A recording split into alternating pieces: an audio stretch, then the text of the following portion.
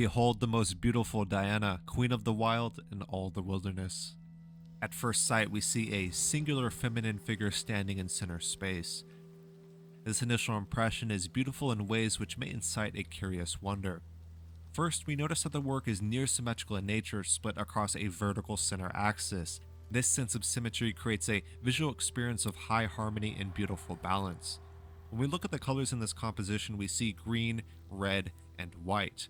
Brown, of course, is a derivative of red, and these tones are natural with a slight contrast upon a green base. We also see a sense of texture from the work's grainy haze to our subject's lighter flowing dress, the hovering holograms, and even the waxy leaf surface in the upper region. This technology may initially feel out of place in such a natural environment, but we will explain this much later. You may also mention the sense of visual energy present in this piece. We see this sourced from the elements of light to the abundance of form and even texture too. And it's hard not to wonder who this subject is and what exactly is happening here. Our subject is clearly a feminine figure, although she is rather anonymous as she faces away from us as the viewers. Her leaf-laid crown no doubt denotes her as the queen of nature itself. Behold the most beautiful Diana, queen of the hunt and wild animals. Considered to be the Romanized or Hellenistic equivalent to the Greek god Artemis.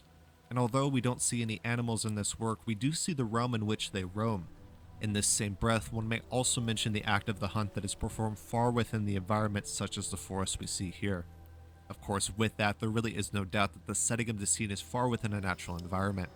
This is the grove of Diana Nemorensis, which stood on the shores of Lake Nemi to the southeast of Rome. And of course, with mentions of nature and the feminine often comes the fact of fertility. Just like Mother Nature herself, Diana was often invoked to aid in the process of birth. Ultimately, we must respect the natural realm, as one cannot harm nature without hurting ourselves by definition.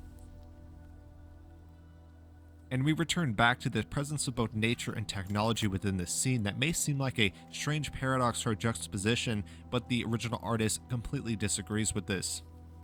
The original artist often loves to explore the mixture of nature and technology, even placing them as inseparable elements, and this exact same theme has been explored in additional works by the original artist, such as OK Computer 02, where we see a feminine figure sitting at a very sci-fi futuristic terminal, exploring this small blooming flower on the screen. We also see this in Mercurian, where we have the figure of Mercury, who looks very futuristic and of course no doubt has the integration of nature inherent within her. We also see this in a sci-fi work, Eterna 2, where we see a feminine figure also standing within a oculus on a spaceship, and of course tons of blooming flowers all around. We also see this in Violet Nights. In this piece, nature and technology is completely indistinguishable. A beautiful portrait, no doubt.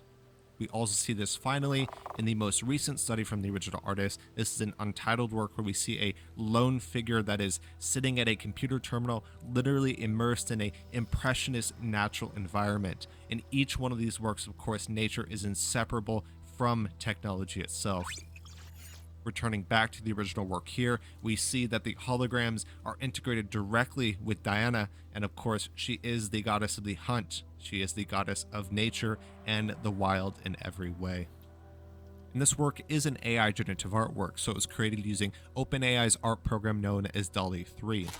At the end of the day, this is an absolutely beautiful piece, almost like a hybridized, large body portrait. Of course, incredibly rich symbolism of the goddess of Diana in the midst of the wilderness, the wild, and we also explored some themes of technology and nature.